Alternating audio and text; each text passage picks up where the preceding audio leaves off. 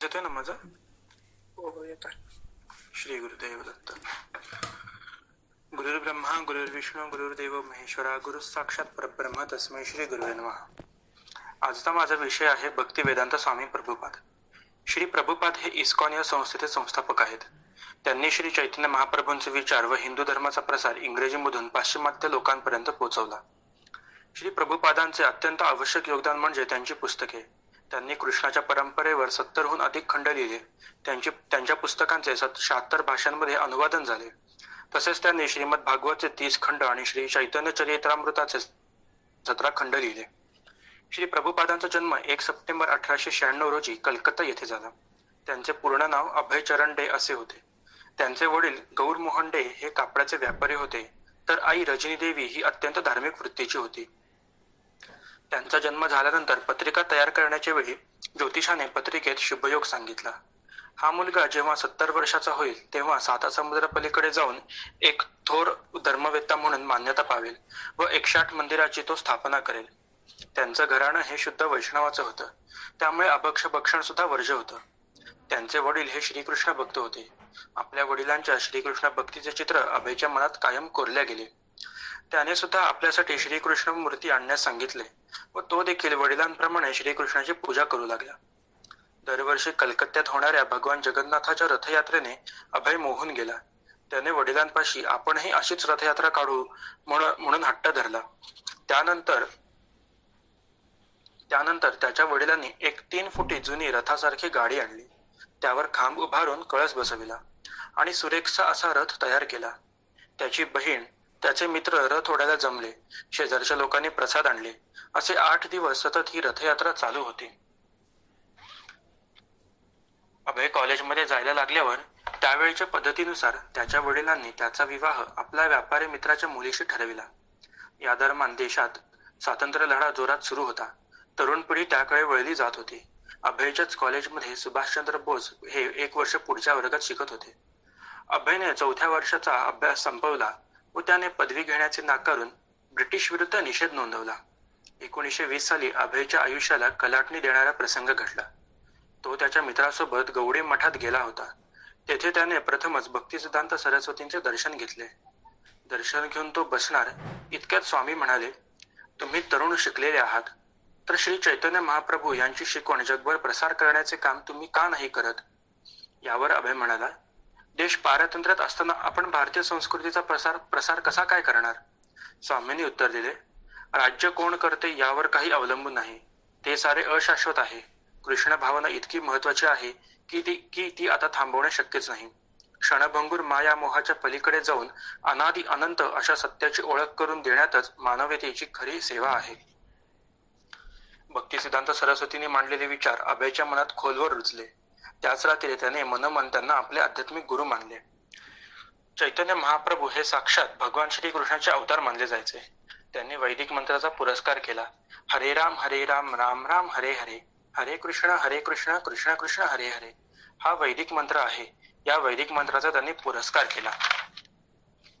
1932 साली अभयने श्री भक्तिसिद्धांत सरस्वती यांच्याकडून दीक्षा घेतली व तो त्यांचा शिष्य बनला. श्रीकृष्ण भावनेची शिकवण जगभर देण्याची जबाबदारी त्याने अंगीकारली. अभयने लिहिलेले लेख, काव्य गुरूंना फार आवडत. ते मुद्दाम त्याचे लेखन मठाच्या मासिकात देत.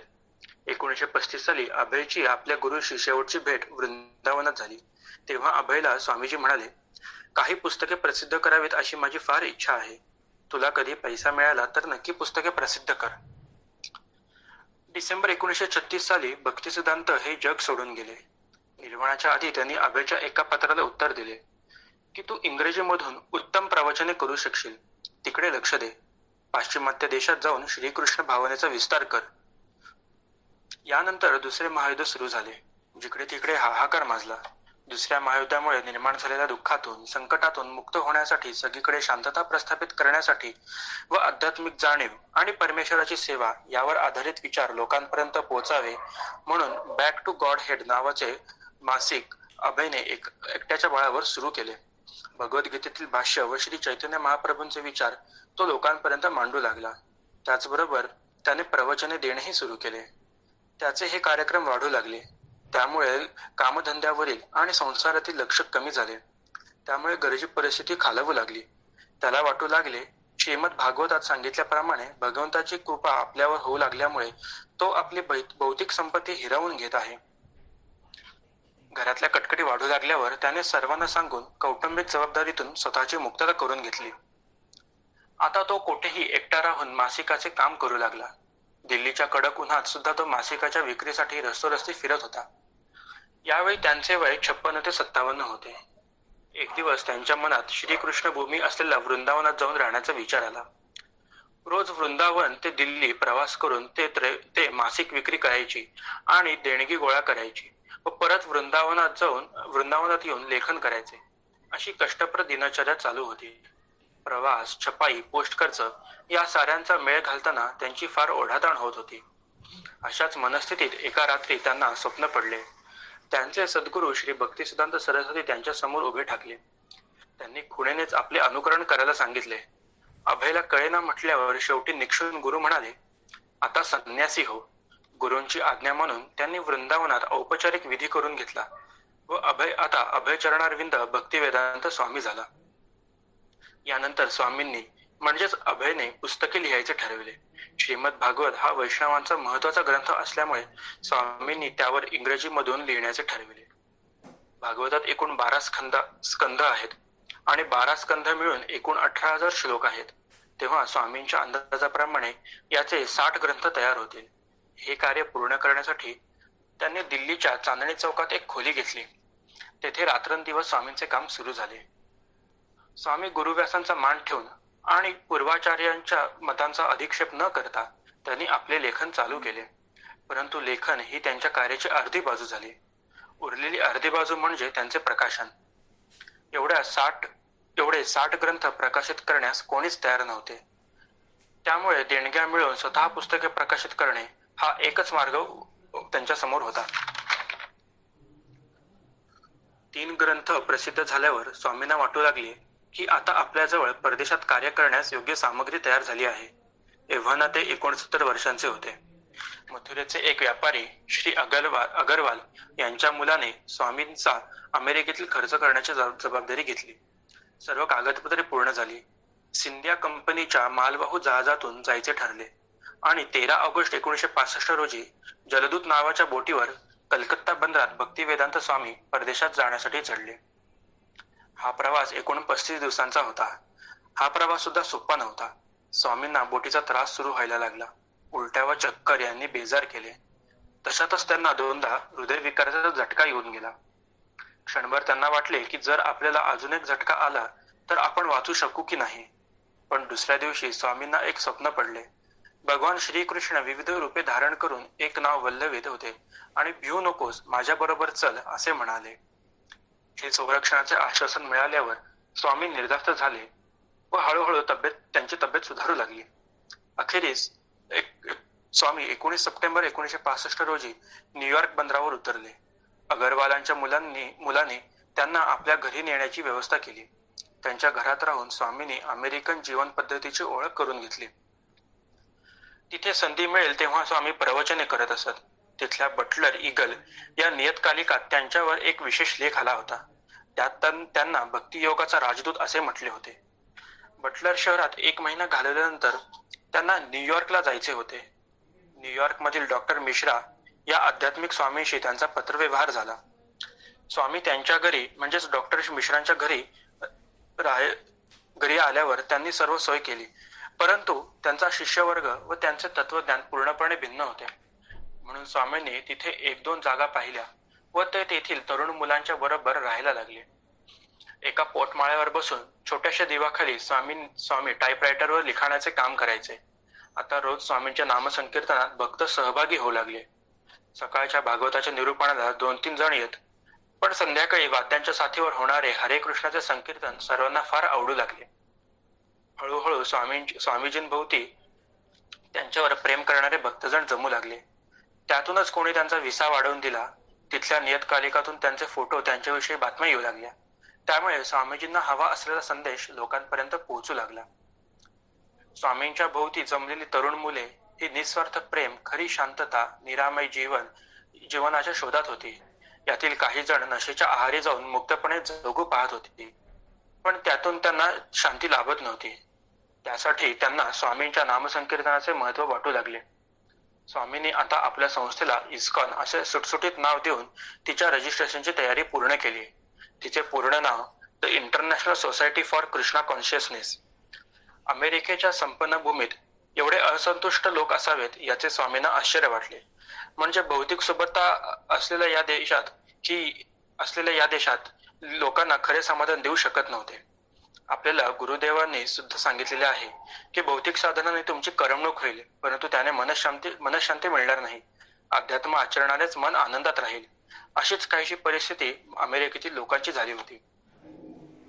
त्यांना या सर्व भौतिक साधनांनी मनशांती लाभत नव्हती, परंतु स्वामीजींच्या प्रवचनाने व त्यांच्या नामसंकीर्तनाने त्यांना ती मनशांती मिळत होती. स्वामी राहत असलेल्या लोअर ईस्ट साइड भागात एक मोठा 10 एकराचा स्क्वेअर पार्क होता. तिथे स्वामींनी सामूहिक नामसंकीर्तन सुरू केले. त्या ठिकाणी शेकडो लोक कुतूहलाने व त्या सर्वांभोवती जमले व त्यांच्याही नकळत त्या संकीर्तनात रंगून गेले. त्यामुळे मंदिरातील गर्दी हळूहळू वाढू लागली. याच दरम्यान सॅन फ्रान्सिस्कोला गेलेल्या एका शिष्याने तिथेही कृष्ण मंदिराचे काम सुरू केले होते. त्यासाठी एक कार्यक्रम आयोजित करून स्वामीजींना तिकडे बोलावले. न्यूयॉर्कमधून स्वामीजी जाणार म्हणून सर्वांना दुःख झाले. सर्वांना आपापली कामे सांगून स्वामीजी सॅन फ्रान्सिस्कोसाठी निघाले. सॅन फ्रान्सिस्कोच्या विमानतळावर जमलेल्या मंडळींनी नामसंकीर्तन करतच त्यांचे स्वागत केले. स्वामीजी फार प्रसन्न झाले. तिथे एका 3 खोल्यांच्या जागेत स्वामींची राहण्याची व्यवस्था केली. तिथेही त्यांचे भगवद्गीतेच्या टीकेचे व चैतन्य चरित्रामृताचे इंग्रजी लेखन सुरूच होते. एक दिवस तेथील एक शिष्या एक छोटीशी लाकडी मूर्ती घेऊन आली. तिने स्वामीजींना विचारले, हे कोण आहेत? ती भगवान जगन्नाथांची मूर्ती होती. स्वामींना फार आनंद झाला. त्यांनी साऱ्यांना भगवान जगन्नाथांची कथा सांगितली. साक्षात भगवंत आपल्याकडे आले म्हणून स्वामीजींना फार आनंद झाला. तिथल्याच एका शिष्याकडून स्वामीजींनी जगन्नाथ, सुभद्रा व बलरामाच्या 3 मूर्त्या तयार करून घेतल्या व तिथल्या छोट्या मंदिरात समारंभपूर्वक त्या स्थापन केल्या. त्या दिवशी स्वामीजींनी शेकडो लोकांना स्वहस्ते प्रसाद वाटला. त्या नवीन मूर्ती पाहून नामसंकीर्तनाचा साऱ्यांचा उत्साह शतपटीने वाढला. आता स्वामीजी सॅन फ्रान्सिस्कोमधून परत न्यूयॉर्कला जायला निघाले. निरोप देताना स्वामीजी तेथील भक्तांना म्हणाले, तुम्ही जगन्नाथपुरीसारखी रथयात्रेची तयारी करा. मी त्यावेळी अवश्य येईन. असे आश्वासन देऊन स्वामी न्यूयॉर्कला परतले. न्यूयॉर्कला पोहोचल्यानंतर स्वामीजींनी थेट मंदिरात जाऊन प्रवचने व नामसंकीर्तन सलग 3 तास केले. वास्तविक त्यांचे वय पाहता त्यांना आरामाची गरज होती. स्वामींचे वय आता बोलू लागले. 4-8 दिवसात ते चांगलेच आजारी पडले. त्यांना हृदयविकारचा झटका आला व परिणामी अर्धांग वायूसारखा त्रास होऊ लागला. सगळे शिष्य सतत अंगाला मसाज व बाजूला नामसंकीर्तन करत होते, पण याचा काही उपयोग होत नाही हे लक्षात घेऊन शिष्यांनी स्वामींना हॉस्पिटलमध्ये हलवले. 8-15 दिवसात सर्व चाचण्या होऊनही डॉक्टरांना निदान कळले नाही. आपल्या मनोबलावर स्वामीजी या दुखण्यातून बरे झाले.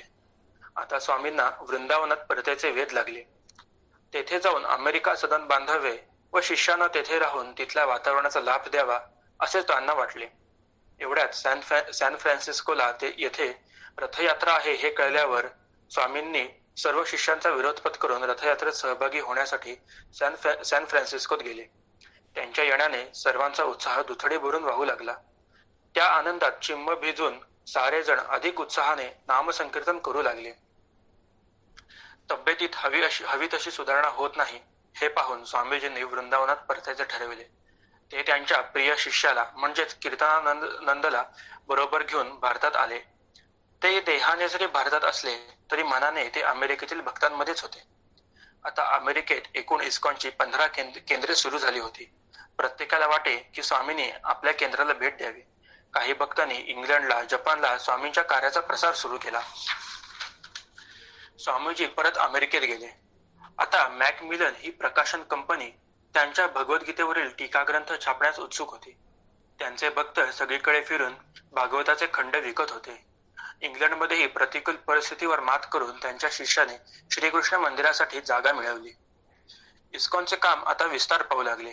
108 मंदिरे स्थापण्याचा संकल्प नक्की पूर्ण होणार याची स्वामींना खात्री पटली. स्वामींनी स्वतःला प्रभुपाद म्हणावे असे शिष्यांनी सांगितले. प्रभुपाद म्हणजे श्रीकृष्णांच्या पायाचा दास. अशी त्यांची भावना होती. आपल्या पाठीमागे इस्कॉनचे काम व्यवस्थित चालावे म्हणून त्यांनी एक नियामक मंडळ स्थापले व सर्व कारभाराची काटेकोर आखणी करून दिली. मंदिराच्या उत्सवांसाठी प्रभुपादांनी वर्षातून एकदा जगन्नाथाची रथयात्रा काढण्याची पद्धत शिकवली. स्वामीजींची तब्येत अजूनच अवघड होत होती. आता प्रभुपादांचा मुक्काम हा वृंदावनातच होणार होता. ते निवडक 10-12 शिष्यांना घेऊन वृंदावनात आले होते. तब्येतीमुळे रोजच्या दिनचर्येत नियमितपणा राहिला नव्हता. स्वामींचा अशक्तपणा दिवसेंदिवस वाढत होता. आता भगवान श्रीकृष्ण जर प्रभुपादांना स्वगृही म्हणजेच भगवतधामात परत यायला सांगत असेल तर श्रीकृष्णाच्या इच्छेचा स्वीकार करण्यापलीकडे शिष्य काय करू शकत होते. पण प्रभुपाद आणि शिष्य यांच्यात जो एक अबद्ध अनुबंध निर्माण झाला होता तो मृत्यूही हिरावून घेऊ शकणार नव्हता. 14 नोव्हेंबर 1977 रोजी सायंकाळी 7:30 वाजता वृंदावनातील आपल्या खोलीत प्रभुपाद या जगाचा त्याग करून भगवतधामी गेले. त्यांच्या जाण्याने श्रीकृष्णांच्या विशुद्ध भक्तिसेवेला वाहिलेल्या एका आयुष्याची सांगता झाली. जगभरातील त्यांचे शिष्यगण या वार्तेने व्याकुळ झाले. त्यांना शोकावेग आवरेना, पण सांत्वनासाठी त्यांना प्रभुपादांच्याच ग्रंथाची मदत झाली. त्यात लिहिले होते, शिष्य आणि गुरु यांची कधीही ताटातूट होत नाही, कारण शिष्य जोवर आपल्या गुरूंची शिकवण पाळत असतो तोवर त्याचे गुरु त्याच्या जवळच असतात. आपण सुद्धा आपल्या गुरुदेवांनी केलेले मार्गदर्शन, प्रसंगानुरूप दिलेली शिकवण व गुरुदेवांनी सांगितलेली नित्य उपासना करून कसे अधिकाधिक गुरुचरणांजवळ जाऊ शकू व स्थिर होऊ शकू याचा प्रयत्न नक्की करूयात. आता मला हा विषय कसा मिळाला किंवा हा विषय का घ्यावासा वाटला याबद्दल थोडेसे मी सांगतो. बऱ्याच दिवसांपासून अभ्यास वर्गात बोलायची इच्छा होती. ती इच्छा गुरुदेवांसमोर मांडली. काही दिवसांनी सगळे जुने त्रैमासिक चाळत होतो तर तेव्हा विभूती विशेष या भागात श्री प्रभुपादांवरचा हा लेख दिसला. आमच्या जवळच इस्कॉनचे मंदिर आहे. अधूनमधून आम्ही तिकडे जायचो, परंतु प्रभुपादांबद्दल काहीही माहिती नव्हती. एकदा मंदिरात गेल्यावर नामसंकीर्तनाचा लाभ मिळाला होता. ते हरे राम हरे कृष्ण संकीर्तन खरंच खूप आनंददायी होते. आपण कसे नकळत त्या नामसंकीर्तनात सहभागी होतो हेच कळत नाही व क्षणभरासाठी आपण आपले सगळे टेन्शन, जबाबदारी विसरून एका वेगळ्याच जगात जातो, जिथे फक्त परमेश्वर आणि आपणच असल्याचा भास होतो. जेव्हा हा लेख वाचनात आला तेव्हाच ठरविले की आपण हा विषय अभ्यास वर्गात मांडायचा. श्री गुरुदेव दत्त. आजच्या या विषयात माझ्याकडून जर काही चुकले असेल किंवा काही चुकीची माहिती पोचली असेल तर मी सर्वांची क्षमा मागतो. एवढे बोलून मी माझा हा अभ्यास श्री सद्गुरु चरणी अर्पण करतो. श्री कृष्णार्पणमस्तु.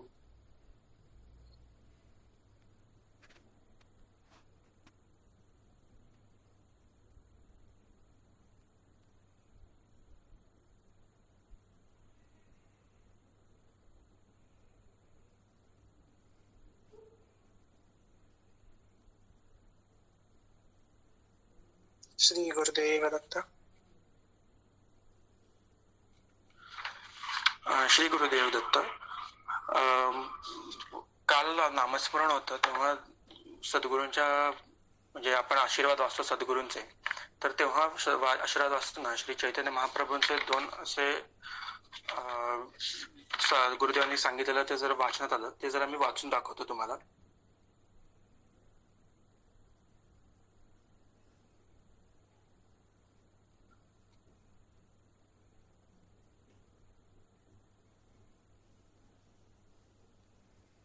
श्री चैतन्य महाप्रभू ज्या वेळेला भावावस्थेत जगन्नाथाच्या मंदिरात गेले तेव्हा तिथल्या पुजाऱ्यांना त्याची कल्पना नसल्यामुळे त्या पुजाऱ्यांनी चैतन्य महाप्रभूंना काठीने मारलं. काठीने मारल्यानंतर भगवंताच्या हे लक्षात आलं की हे पुजारी अज्ञानी आहेत, तर या पुजाऱ्यांच्या लक्षात येण्यासाठी काय करावं, म्हणून भगवंतांनी ते वळ आपल्या अंगावर उठवले आणि ज्या वेळेला जगन्नाथाची पूजा करण्याकरिता अंगावरची वस्त्रे काढली तेव्हा भगवंताच्या अंगावर संपूर्ण वळ उमटलेले दिसले आणि ते वळ पाहिल्यानंतर ते पुजारी अक्षरशः ओक्साबोक्षी रडायला लागले की आपल्यावर काहीतरी मोठे संकट येणार आहे. त्यात एक सुज्ञ गृहस्थ होते. ते म्हणाले, आपल्यावर संकट येणार नसून या चैतन्य महाप्रभूंना तुम्ही काठीने मारलं ते वळ भगवंताने सोसले आणि त्यांना कुठेही दुःख होऊ दिलं नाही, याचा अर्थ तुम्ही लक्षात घ्या.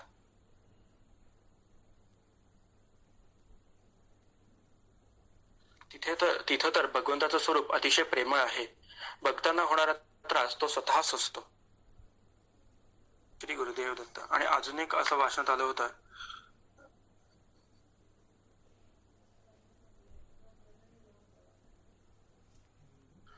श्री चैतन्य महाप्रभू हे साक्षात भगवान श्रीकृष्णाचे अवतार होते असं मानलं जातं. त्यांनी वैदिक मंत्राचा पुरस्कार केला. हरे राम राम राम हरे हरे, हरे कृष्ण कृष्ण कृष्ण हरे हरे हा वैदिक मंत्र आहे आणि या वैदिक मंत्राचा त्यांनी पुरस्कार केला. ते रस्त्याने भजन करीत असत. एकदा ते बाहेर पडले.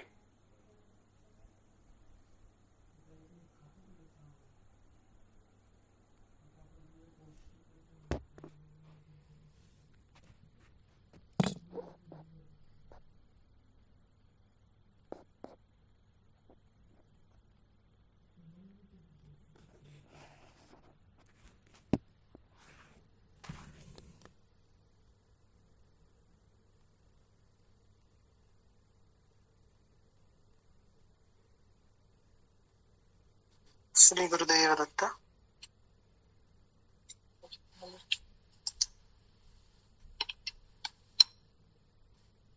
श्री गुरुदेव दत्त. काही जरा तांत्रिक अडचणीमुळे लेफ्ट झालो मी.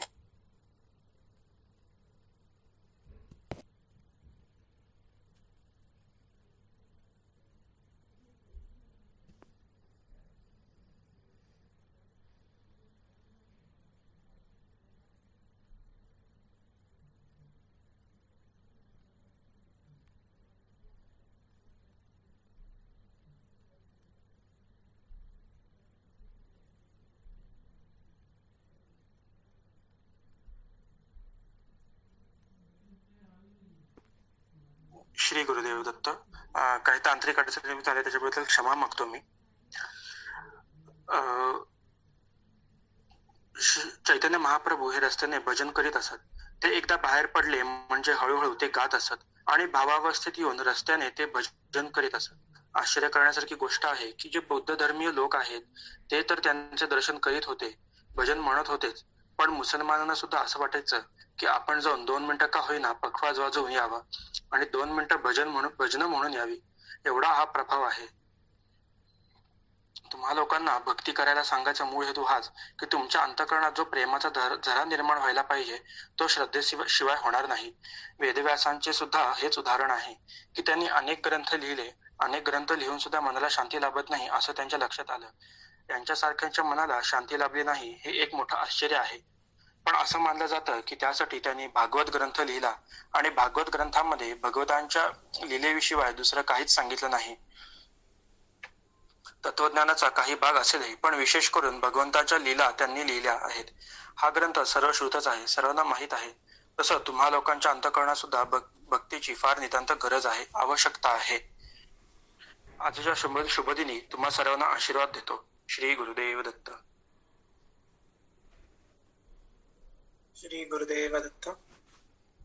आज आपल्याला खूप छान माहिती मिळाली प्रभुपादांबद्दल आणि सद्गुरूंनी जे चैतन्य महाप्रभूंबद्दल जी माहिती सांगितली ती सुद्धा. आजच्या अभ्यास वर्गाच्या अनुषंगाने कुणाला काही बोलायचं असेल तर आपल्याकडे 5 ते 7 मिनिटाचा वेळ आहे. शिवाय जर नवीन जे फक्त आपल्या अभ्यास वर्गात जॉईन झालेत त्यांचं स्वागत आहे आणि त्यांनाही काही बोलायचं असेल, कोणाला अनुभव सांगायचा असेल तर आपल्याकडे एक वेळ आहे 5 मिनिटाचा. श्री गुरुदेव दत्त.